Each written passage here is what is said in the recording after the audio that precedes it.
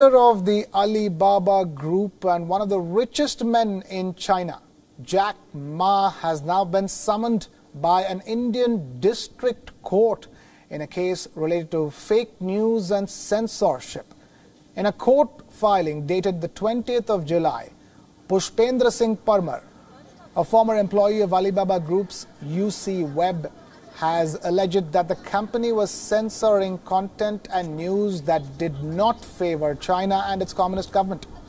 The district court in the Indian state of Haryana's Gurugram city, which is hearing the case, has issued summons to Jack Ma and has also mandated the presence of a dozen other individuals who hold senior positions within the company.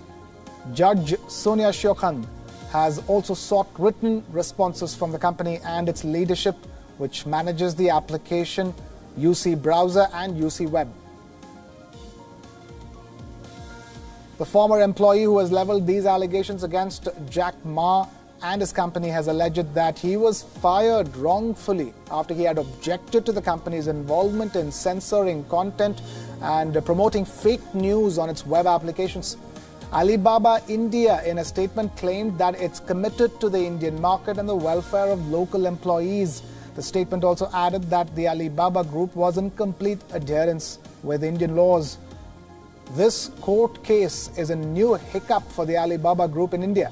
It comes just weeks after clashes along the line of actual control and the eventual move of the Modi government in India to ban Alibaba's UC News, UC Browser and 59 other Chinese applications, citing security concerns.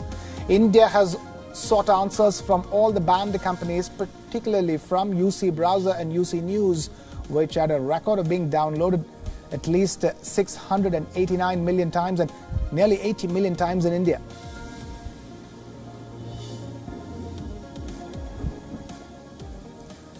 We're now being joined by Atul Ahlawat, who is the advocate for the petitioner against Jack Ma. Thank you so much for being with us here on WION World is One. Talk to us. What are these charges? What's the reaction of the company so far? Any reaction that you've got from Jack Ma?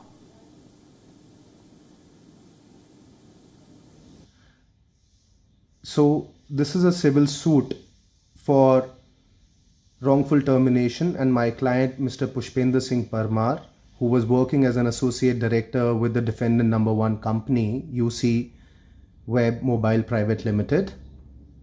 He is seeking damages and compensation to the tune of rupees 2 crore from the defendants for his wrongful termination. The learned civil judge here at Gurugram District Courts have issued summons to all the defendants, including Mr. Jack Ma, who is the founder and ex-director of the group company, Alibaba Group Holding Company, and the summons are returnable for 29th of July this month. They can either appear through counsel or they can appear in person. Mr. Ahlawat, but the big question at this point in time is Jack Ma going to appear in court on the 29th of July? No, till date we have not received any response from either the defendants or Mr. Jack Ma in particular. We are waiting for 29th, which is the next date of hearing.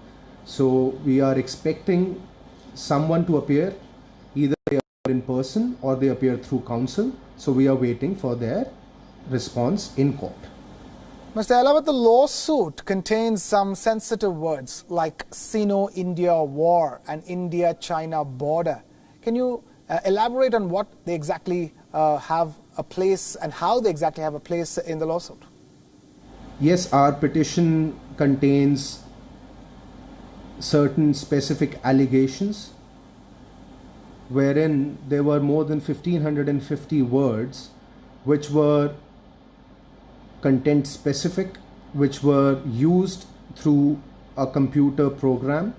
Whenever anybody was trying to type these words used to be highlighted, and the app managers of the company used to get to know about it, that somebody has typed such words, and the content which the app was showing to them used to then go through a filter system.